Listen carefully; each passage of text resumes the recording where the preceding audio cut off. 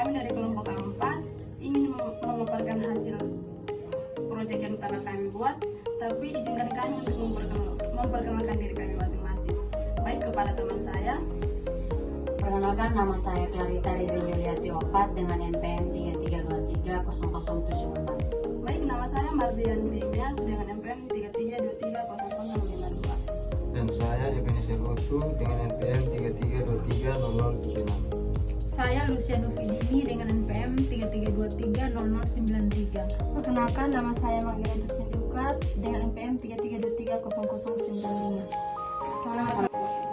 Baik, dalam pembahasan kali ini materi yang akan kami gunakan yaitu sistem peredaran darah pada manusia. Namun sebelum kita masuk pada materinya, tentu kita harus mengetahui apa itu sistem peredaran darah. Sistem peredaran darah adalah sistem organ pada manusia yang berfungsi mengedarkan darah ke seluruh tubuh untuk mengangkut oksigen, zat makanan, hormon, serta membawa sisa-sisa metabolisme agar organ-organ tubuh dapat bekerja dengan baik. Yang berikut fungsi peredaran darah pada manusia. Fungsi yang pertama itu mengangkut oksigen dari paru-paru ke seluruh tubuh. Yang kedua, mengangkut zat makanan dari seluruh pencernaan ke seluruh tubuh. Yang ketiga, mengangkut hormon dari kelenjar ke organ target. Dan yang keempat, mengangkut sisa metabolisme ke organ pengeluaran seperti ginjal dan paru-paru. Yang kelima, mengatur suhu tubuh dengan mengedarkan panas. Yang keenam, melindungi tubuh dari penyakit melalui sel darah pembeku. Yang ketujuh, membantu proses pembekuan darah saat terjadi luka. Yang berikut itu komponen sistem peredaran darah. Sistem peredaran darah manusia terdiri dari 3 komponen utama, yaitu yang pertama, jantung. Jantung adalah organ pemompa darah yang terletak di rongga dada sebelah kiri. Jantung manusia terdiri dari 4 bagian. Yang pertama itu serambi kanan atau atrium kanan, yang kedua serambi kiri atau atrium kiri, yang ketiga bilik kanan atau ventrikel kanan, yang keempat bilik kiri atau ventrikel kiri. Fungsi jantung memompa darah ke paru-paru dan ke seluruh tubuh. Yang kedua itu pembuluh darah. Pembuluh darah berfungsi sebagai saluran peredaran darah.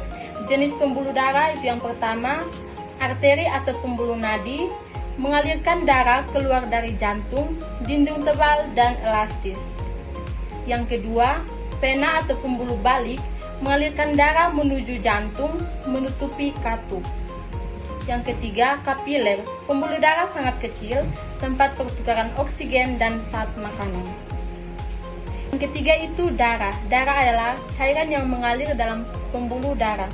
Komponen darah, yang pertama itu plasma darah sama dengan cairan darah. Yang kedua, sel darah merah atau eritrosit sama dengan mengandung oksigen.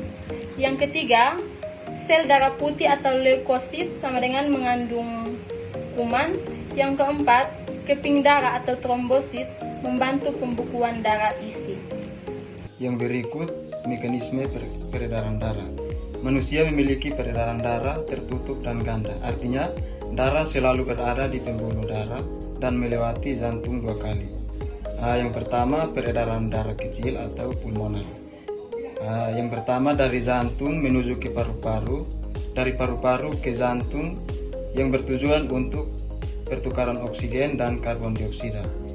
Yang kedua, peredaran darah besar atau sistemik, dari jantung ke seluruh tubuh dan dari seluruh tubuh kembali ke jantung, yang bertujuan untuk mengedarkan oksigen dan zat makanan isi. Baik, yang berikut itu gangguan sistem peredaran darah. Yang pertama itu anemia, kondisi kekurangan sel darah merah atau hemoglobin sehingga pengangkutan oksigen terganggu. Gejalanya yaitu lemas, pucat, dan cepat lelah. Yang kedua itu leukemia, kanker darah yang menyebabkan produksi sel darah putih tidak normal. Yang ketiga itu hemofilia, kelainan pembekuan darah akibat faktor pembekuan yang tidak normal. Gejalanya yaitu darah sulit membeku saat luka. Dan yang berikut itu hipertensi atau tekanan darah tinggi. Tekanan darah berada di atas nilai normal, dampaknya yaitu risiko stroke dan penyakit jantung. Yang berikut itu hipertensi atau tekanan darah tinggi. Tekanan darah berada di atas nilai normal, dampaknya itu risiko stroke dan penyakit jantung. Hipotensi atau tekanan darah rendah, tekanan darah di bawah normal, gejalanya yaitu pusing, lemas, mudah pingsan. Yang berikut itu penyakit jantung koroner, penyempitan pembuluh darah koroner akibat penumpukan lemak. Dampaknya yaitu nyeri dada, serangan jantung. Yang berikut itu stroke, gangguan aliran darah ke otak akibat penyumbatan atau pecahannya pembuluh darah. Dampaknya yaitu kelumpuhan, gangguan bicara. Kesimpulannya, sistem peredaran darah pada manusia berperan sangat penting dalam menjaga kelangsungan hidup, melakukan kerjasama antara jantung, pembuluh darah, dan darah, oksigen, zat makanan, serta hormon dapat diedarkan ke seluruh tubuh, sementara sisa metabolisme diangkut untuk dikeluarkan. Sistem ini juga membantu menjaga suhu tubuh, melindungi tubuh dari penyakit, dan mendukung fungsi organ agar tetap berjalan dengan baik. Baik, inilah hasil proyek kami. Terima kasih untuk Bapak dosen dan teman-teman yang sudah menyaksikan dan menonton video kami. Sampai jumpa.